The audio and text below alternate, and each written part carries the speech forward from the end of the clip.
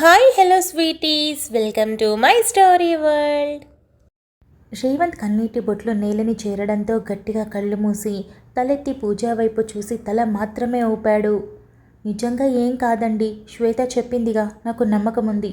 ఇన్నాళ్ళు దియాకి ఏం బాగోలేదన్నా Diani treat చేసింది కాబట్టి మనం నమ్మకం పెట్టుకుందాం. ఏం కాదు, నా బిడ్డ నన్ను వదిలిపోనే పోదు, ముఖ్యంగా మిమ్మల్ని అసలు వదిలిపోదు. నాకు నమ్మకం ఉంది, తనకి పూర్ణాయుషు ఉంది అని పూజ చెప్పింది. రేవంత్ ఇక ఏం మాట్లాడకపోవడంతో పూజ బలవంతంగా రేవంత్ని తీసుకొని వెళ్ళి అటు ప్రభావతికి ఆనంద్ చరణ్కి కూడా ధైర్యం ఇచ్చింది. అప్పటికే విషయం సునంద రాజేంద్రకి చెప్పడంతో హాస్పిటల్కి చేరుకోగా కాసేపటికి నాగభూషణం దీపికాని సాక్షిని తీసుకొని హాస్పిటల్కి చేరుకున్నాడు. కనీసం ఎవరూ మంచి నీళ్లు కూడా ముట్టుకోకుండా అలాగే ఎదురు చూస్తూ ఉన్నారు.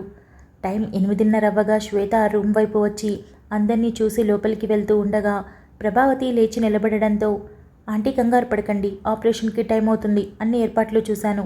అదృష్టం, అన్ని టైం టు టైం సెట్ అవుతున్నాయి. దియా ప్రాణాలు దక్కుతాయి అన్న దానికి ఇదే సంకేతం.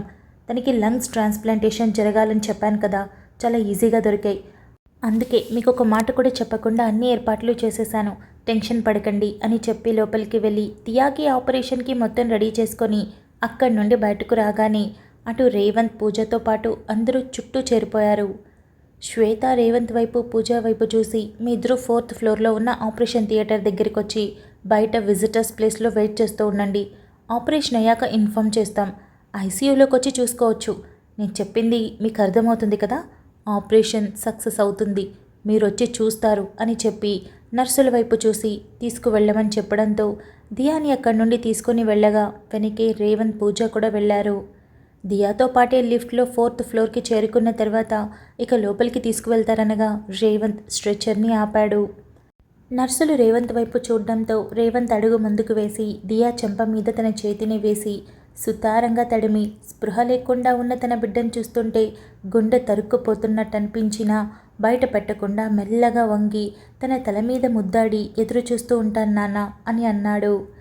పూజకి చాలా బాధగా ఉన్న రేవంత్ ముందు దాచడానికి ప్రయత్నించి కన్నీళ్లు వస్తూ ఉంటే వాటిని తుడుచుకొని దియా కాలిని గట్టిగా పట్టుకొని, ఏం కాదు రేవంత్ గారు అని చెప్పి ఒక క్షణం అలా ఉండిపోయి కాలిని వదిలి తీసుకువెళ్ళండి అని చెప్పింది. దియాని లోపలికి తీసుకువెళ్ళగా రేవంత్ పూజ వెళ్ళి విజిటర్స్ ప్లేస్లో కూర్చున్నారు. మరో 10 నిమిషాలకి శ్వేత అలాగే మరో 2 డాక్టర్స్తో పాటు మరో 2 కూడా లోపలికి వెళ్ళారు. రేవంత్ బాధ చూసిన పూజ విండో దగ్గర నిలబడుకొని ఉండటంతో దగ్గరికి వెళ్ళి ఎక్కడ మళ్ళీ బాధలో కూరుకుపోతాడని రేవంత్ గారు అని పిలిచింది. ఒక నిమిషం తర్వాత రేవంత్ అలాగే బయటికి చూస్తూ, అసలు తప్పే చేయకుండా కుటుంబానికి దూరంగా ఉండటమే కాకుండా ఎంత అనుభవించాలో అంత అనుభవించేశాను పూజ. బయటకు వచ్చాక తప్పు చేసిన వాడిని ఎదురుగా పెట్టుకొని కూడా సంతోషంగా గడిపాను, కేవలం నిన్ను, మా అమ్మని, నా బిడ్డని చూసి. అట్లాంటిది అన్ని సమస్యలు పూర్తి చేసుకొని మరింత సంతోషంగా ఉండాలనుకునేసరికి ఇలాంటిదొకటి జరిగింది. రోజులు గడిచే కొద్దీ దేవుడి మీద నమ్మకం పోతూ పోతూ ఉండగా ఒక్కసారిగా నాకు అవకాశం ఇవ్వడంతో తిరిగి నా కుటుంబానికి దగ్గర చేస్తున్నాడు. బహుశా ఆ దేవుడికి నా గురించి ఆలోచించడానికి కొంచెం సమయం పట్టిందేమో, ఇంతకంటే పెద్ద సమస్యలు ఉన్న వాళ్ళని పట్టించుకుంటున్నాడేమో అని అనుకున్నాను. కానీ తిరిగి మళ్ళీ ఇటువంటిది నా పట్ల చేస్తున్నాడు అనుకుంటుంటే చాలా బాధగా ఉంది. మెల్లమెల్లగా దేవుడి మీద నమ్మకం సన్నగిల్లుతుంది అని అన్నాడు. లేదు రేవంత్ గారు, నాకు నమ్మకం ఉంది. నేను కూడా మీలాగే అనుకున్నాను. నేను ఆయన వైపు వెళ్ళి నాకు ఇది కావాలని ఏ రోజు అడగలేదు, కానీ మిమ్మల్ని తిరిగి నాకు ఇచ్చాడు. అప్పుడే నాకు కూడా బలంగా నమ్మకం కుదిరింది, బహుశా మన వైపు ఉన్నాడని. ఇప్పుడు కూడా ఇది ఒక చిన్న సమస్య మాత్రమే, సమస్యగానే పోతుంది అంతే, మనకే నష్టం వాటిల్లదు. దయచేసి ధైర్యంగా ఉండండి అని పూజ చెప్పి, ఎలా అయినా కన్నబిడ్డ విషయంలో ఏ తల్లిదండ్రులు కూడా ధైర్యంగా ఉండలేరని తనకి బాగా అర్థమవుతూ ఉంటే, రండి కూర్చోండి అని బలవంతంగా రేవంత్ని కూర్చోబెట్టి తాను కూడా పక్కనే కూర్చొని ఎప్పుడెప్పుడు ఆపరేషన్ పూర్తవుతుందా అని ఎదురు చూడసాగింది. దాదాపు 2 గంటలు గడిచింది, కానీ ఆపరేషన్ థియేటర్లో నుండి ఒక పిలుపు రాలేదు, ఎవరూ రాలేదు. రేవంత్ చూసి చూసి పూజ భుజం మీద వాలాడు. పూజ మెల్లగా కళ్ళు మూసి ఉన్నదల్లా తెరిచి రేవంత్ వైపు మెల్లగా తల తిప్పి చూసి, దాదాపు 1.5 సంవత్సరం పైన ఒక నరక కూపంలో ఉండి ఎంతో బాధని అనుభవించి బయటకొచ్చి భార్యాబిడ్డతో సంతోషంగా ఉండాలి అనుకున్నా కుదరక తప్పు చేసిన వాడిని పట్టుకొని వాడికి శిక్ష వేసి ఊపిరి పీల్చుకున్నాడో లేదో అంతలోనే అతిపెద్ద సమస్య నెత్తిమీద పడితే ఎలా ఉంటుందో తనకి పూర్తిగా అర్థమైంది. అన్నింటికన్నా తమ బిడ్డకిలా అవ్వడం అన్నది చిన్న విషయం కాదు. జీవితంలో ఎన్నో చేసినా వాటికి ఇది చెరి సమానం కాదు. దాంతో రేవంత్ లోపల ఎంత నలిగిపోతుంది అర్థం చేసుకొని తన బాధని ఇప్పుడు ఏమాత్రం బయటకు చూపించకూడదని నిర్ణయించుకొని మెల్లగా తన చేతిని రేవంత్ చెంప మీద వేసి, రేవంత్ గారు, అన్ని రోజులు మనవి కాదు, కొన్ని మనవి, కొన్ని ఆ దేవుడివి. ఆయన చెప్పినట్టు మనం ఉండి తీరాల్సిందే తప్పదు. ఇప్పుడు ఇలా ఏడిపిస్తున్నాడంటే రేపు సంతోషపడతాడని అర్థం. మీరు అతిగా ఆలోచించకండి. మన బంగారానికి ఏం కాదు. తిరిగి ఎప్పటిలా నవ్వుతూ తుళ్ళుతూ నాన్న నాన్న అని పరితపిస్తూ పిలుస్తూ ఇల్లంతా తిరుగుతూ సందడి చేస్తుంది. ఆ రోజు చాలా దగ్గరలో ఉంది. ఇది జస్ట్ ఒక చిన్న ప్రాబ్లం. మన బంగారానికి దిష్టి తగిలిందనుకోండి, అది ఈ ఆపరేషన్తో పోతుంది. ఇక తను జీవితకాలం మొత్తం సంతోషంగా ఉంటుంది. తన వైపు ఏ దిష్టి కూడా చూడదు, తగలదు. నమ్మకం ఉంచండి. ఏం కాదు, నా మనసు చెప్తుంది. ఇది వరకు మీరు లేరని చెప్పిన రోజు నా మనసు కీడు శంకించింది. అనుకున్నట్టే జరిగింది కూడా. కానీ ఇప్పుడు నాకు అలా అనిపించట్లేదు. కాకపోతే కడుపున పుట్టిన బిడ్డ అండి, మన పాప కదా, అందుకే చాలా బాధగా ఉంది. తట్టుకోవడానికి కొంచెం కష్టంగా ఉంది. కానీ నా మనసుకి ఎలాంటి కీడు అనిపించటం లేదు. మన పాప తిరిగి వస్తుంది, నమ్మకం ఉంచండి అని పూజ చెప్పింది. రేవంత్ తన భుజం మీద నుండి లేచి పూజ ధైర్యంగా మాట్లాడినా తన కళ్ళల్లో కన్నీళ్లు జారి తన ఒడిలోకి పడిపోతూ ఉంటే మెల్లగా వాటిని తుడిచి, కష్టంగా ఉంది పూజ, చాలా కష్టంగా ఉంది. గట్టిగా అరిచి ఏడవాలనిపిస్తుంది. ఒక్కొక్కసారి మన గుండెల్లో బాధని దాచిపెట్టలేం, అణుచుకోలేం, భరించలేం కూడా. ఇప్పుడు అలాగే అనిపిస్తుంది. మొదటిసారి దియా నిద్రలేచి కళ్ళు తెరిచి నన్ను చూసి నాన్న అని ప్రేమగా పిలుస్తూ తన చేతులతో నా చెంప మీద తడుముతూ నా ముఖాన మొత్తం ముద్దులు పెట్టేస్తూ ఉంటే ఆ క్షణం నేను ఎలా ఫీల్ అయ్యానో తెలుసా? ఇలాంటి ప్రేమ కోసం కదా నేను అన్ని కష్టాలు పడి వచ్చింది, తనివి తీరిపోతుంది అనిపించింది. కానీ ఇప్పుడు అదే బిడ్డ స్పృహ లేకుండా ఈ చేతుల్లో హాస్పిటల్కి ఎత్తుకుని వస్తే ఎలా ఉంటుందో తెలుసా? ఇంతకంటే కష్టం దేవుడు మనకి ఇంకేమి ఇవ్వాలి అని అన్నాడు. నమ్మకాన్ని, ధైర్యాన్ని కోల్పోకూడదు రేవంత్ గారు. అలా ఉండగలిగాను కాబట్టి అన్న కష్టాలు ఎదుర్కొని కూడా మనం ఇలా కలిసి పక్క పక్కన కూర్చొని ఉన్నాం. ఇప్పుడు కూడా మనం ఇలాగే ఉండాలి. చెప్తున్నాను కదా, తనకేం కాదు. ఆ దేవుడికి మన మీద జాలి ఉందండి. అనుకోకుండా పొరపాటుగా మన జీవితంలో కష్టాలు రాసేశాడు. అందుకే ఇప్పుడు జాలిపడి ఆ కష్టాలని మనం అనుభవించిన తర్వాత సంతోషాల్ని ఇస్తూ వస్తున్నాడు. ఇప్పుడు కూడా అంతే అని పూజ చెప్పింది. రేవంత్ చిన్నగా తల ఊపాడు. ఇక పూజ కూడా ఏం మాట్లాడలేదు. దాదాపు మరో గంట తర్వాత లోపల నుండి ఒక వార్డ్ బాయ్ బయటకొచ్చి, మీరిద్దరూ చెప్పులు విడిచి లోపలికి రండి అని చెప్పాడు. ఆ మాట వినడమే ఇద్దరు ఉన్న పాటుగా లేచి లోపలికి వెళ్ళారు. లోపలికి వెళ్ళగానే ప్రికాషన్స్ తీసుకొని ఇద్దరిని లోపలికి పంపించారు. నర్స్ ఇద్దరిని చూడగానే ఇటువైపు డాక్టర్ ఉన్నాడు అని చెప్పింది. ఇద్దరూ ఆ వైపు వెళ్ళేటప్పటికే అది ఐసీయూ అని, ఆపరేషన్ చేసిన పేషెంట్స్ కూడా ఉండడంతో అక్కడే పాప ఏమైనా కనిపిస్తుందని గమనించుకుంటూనే వెళ్ళారు. ముగ్గురు డాక్టర్స్ ఒకే దగ్గర ఉండటంతో రేవంత్, పూజ ముగ్గురు వైపు గుండెని అరచేతుల్లో పెట్టుకొని చూశారు. శ్వేత ఇద్దరి వైపు చూసి కూర్చోండి అని చెప్పింది. ఇద్దరు గుండె దడదడలాడుతుంటే ఎదురుగా కూర్చున్నారు. సీనియర్ డాక్టర్ ఫైల్ చూస్తూ, పాపకు ఆపరేషన్ పూర్తయింది. తను ఎలా ఉందని ఇప్పుడే చెప్పలేం. ఆపరేషన్ అయితే మంచిగానే జరిగింది. స్పృహ వచ్చాక మిగిలిన విషయాలు చెప్పగలను. ప్రస్తుతానికైతే ప్రాణాలతోనే ఉంది అని అనగానే అప్పటి వరకు చచ్చి బతికినట్టుగా అనిపించిన ఇద్దరికి ఒక్కసారిగా ఊపిరి అందడంతో ఒకరి చేయి మరొకరు గట్టిగా పట్టుకొని డాక్టర్ వైపే చూశారు. చాలా చిన్న పాప కదా, ఆపరేషన్కి తట్టుకుంటుంది అనుకోలేదు. 80% మధ్యలోనే ప్రాణం పోతుంది అనుకున్నాం. బట్ లక్కీ, ఆపరేషన్ అయితే చాలా చాలా బాగా జరిగింది అని డాక్టర్ చెప్పగానే అప్రయత్నంగా రేవంత్, పూజ ఇద్దరూ శ్వేత వైపు చూశారు. శ్వేత ఇద్దరికి అబద్ధం చెప్పి ధైర్యం చెప్పి ఉండటంతో ఒక క్షణం వాళ్ళ మొహాల్లో చూసి కాస్త ఇబ్బంది పడినా మౌనంగా ఉండిపోయింది. ప్రస్తుతానికైతే బాగుంది, కానీ స్పృహ రావాలి. దానికోసం ఒక రోజైనా పడుతుంది. ప్రస్తుతానికి ఐసీయూలో ఉంది. ఇవాళ కూడా ఇక్కడే ఉంటుంది. మీరు పాపని ఒకసారి చూసి వెళ్ళొచ్చు. మళ్ళీ మళ్ళీ చూడాలని ఎవరిని ఇబ్బంది పెట్టకండి. ఐసీయూలోకి విజిటర్స్ రావడం అంత మంచిది కాదు. ముఖ్యంగా చిన్నపిల్లలు ఉన్న వార్డులోకి రావడం అస్సలు మంచిది కాదు. ఇన్ఫెక్షన్స్ వస్తాయి అని డాక్టర్ చాలా ఖచ్చితంగా చెప్పాడు. రేవంత్ లేచి నిలబడడంతో డాక్టర్ అప్పుడు ఫైల్ క్లోజ్ చేసి రేవంత్ వైపు చూసి ఒక క్షణం ఆలోచించి, మిమ్మల్ని ఎక్కడో చూశానే అని అన్నాడు. రేవంత్ కూడా ఆయన వైపు పరిశీలనగా చూసి ఒక ఇనాగరేషన్కి అనుకోకుండా ఇద్దరు వెళ్ళి కలవడం గుర్తొచ్చి ఏసీపీ రేవంత్ అని చెప్పాడు. డాక్టర్కి రేవంత్ చనిపోయాడన్న వార్తలు రావడం, తిరిగి మళ్ళీ బ్రతికి ఉన్నాడని తెలియడం ఇవేవీ తెలియకపోవడంతో చిన్న నవ్వుతో షేక్ హ్యాండ్ ఇచ్చి, ఇలాంటి పరిస్థితుల్లో మళ్ళీ కలుస్తామనుకోలేదు, బాగా గుర్తుపెట్టుకున్నారు, సో సారీ అని అన్నాడు. ఇట్స్ ఓకే సార్, పాప బాగుంటుంది కదా, ఒక చిన్న భరోసా ఇవ్వగలరా అని రేవంత్ ఒక తండ్రి స్థానంలో నిలబడి ఎంతో అభ్యర్థనగా అడిగాడు. డాక్టర్ నవ్వుతూ, డోంట్ వరీ సార్, మన నమ్మకమే మనల్ని ధైర్యంగా ఉండేలా చేస్తుంది, అలాగే ఉండండి.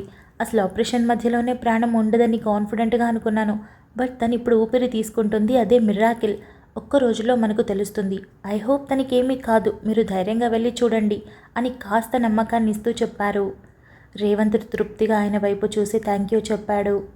జస్ట్ ఒక 5 minutes ఉండి చూసి వెళ్ళండి, పాపకి మంచిది కాదు, అందుకోసమే అని డాక్టర్ చెప్పాడు.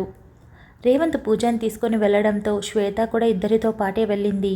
ముగ్గురు చిన్నపిల్లల వార్డ్ వైపు వెళ్ళాక అక్కడ దాదాపు చాలామంది చిన్నపిల్లలు స్పృహలో లేకుండా ఉండడం చూసి చాలా బాధగా అనిపించినా, చూస్తూ వెళ్ళగా దియా కనిపించగానే ఇద్దరికీ ప్రాణం లేచి వచ్చినట్టే అడుగుల వేగం పెంచి బెడ్కి ఒకవైపు, మరొకరు మరొక వైపు చేరిపోయారు.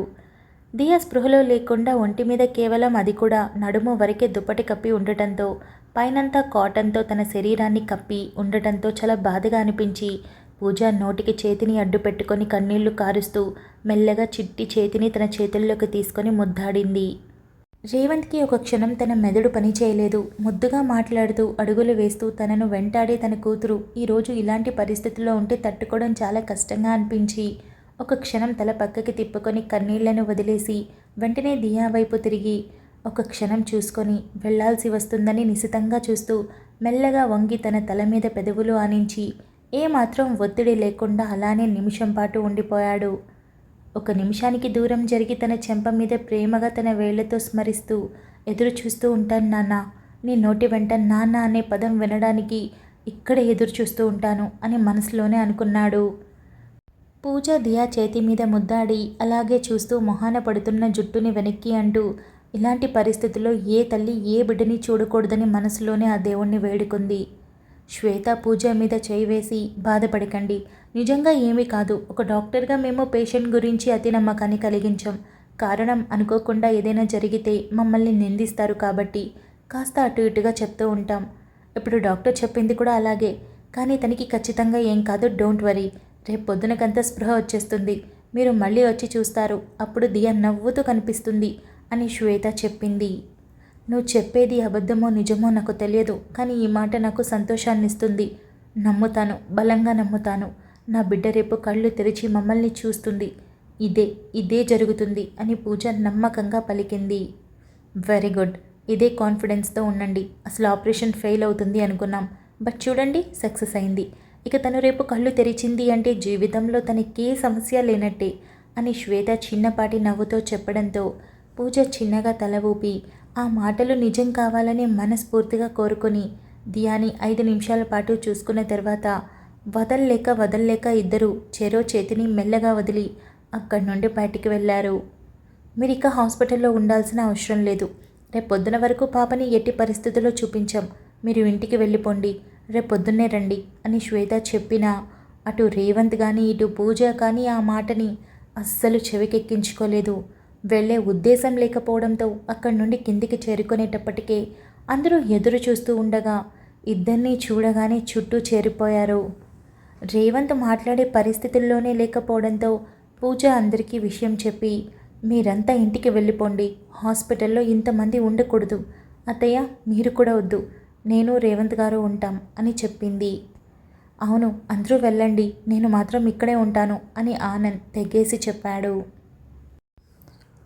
నేను కూడా రాను, మిగిలిన వాళ్ళు వెళ్ళండి అని నాగభూషణం వైపు చూసి అంకుల్ అందరూ ఇంటికి వెళ్ళిపోండి, రేపు పాపకి స్పృహ వచ్చాక చెప్తాను, అప్పుడు అందరూ రండి, సాక్షిని దీపికాని కూడా తీసుకురండి అని చరణ్ చెప్పాడు.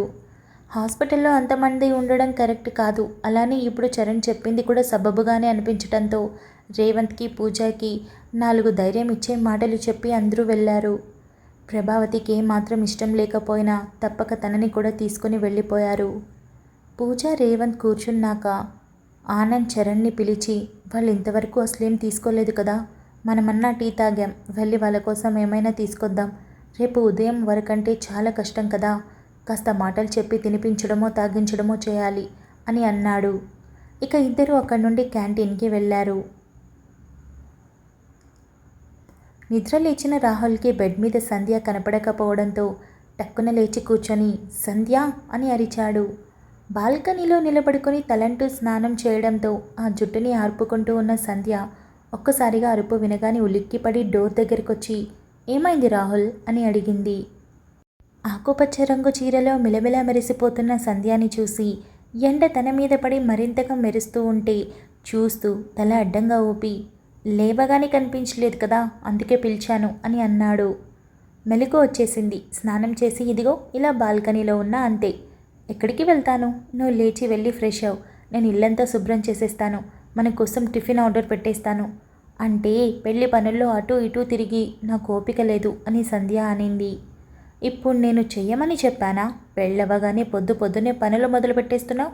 సరే, నేను వెళ్ళి స్నానం చేసొస్తాను, నీ చేత్తో ఒక కాఫీ మాత్రం ఇవ్వు ప్లీజ్ అని కళ్ళు చెన్నవి చేసి చెప్పి, అంటే పెళ్ళయ్యాక భార్య చేతితో కాఫీ తీసుకోవాలని ఒక చిన్న ఫ్యాంటసీ అని నవ్వాడు.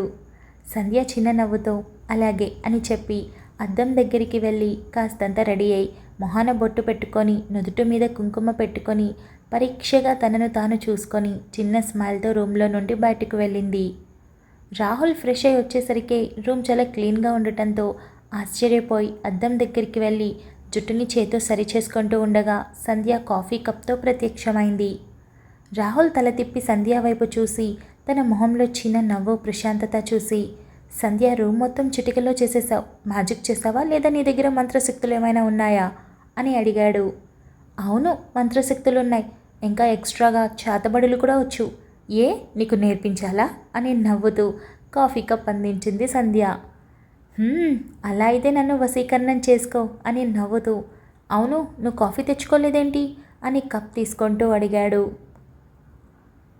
నాకు ఆకలిగా ఉంది, టిఫిన్ ఆర్డర్ చేసేసా కదా, అది వచ్చాక తిన్నాక అప్పుడు తాగుతాను, నువ్వు తాగు అని వెళ్ళి సంధ్య బెడ్ మీద కూర్చుంది. రాహుల్ కూడా వెళ్ళి కూర్చొని కాఫీ సిప్ చేసి చాలా బాగుంది, అవును నువ్వు ఇంకా నేను అడిగిన దానికి సమాధానం చెప్పలేదు అని అడిగాడు.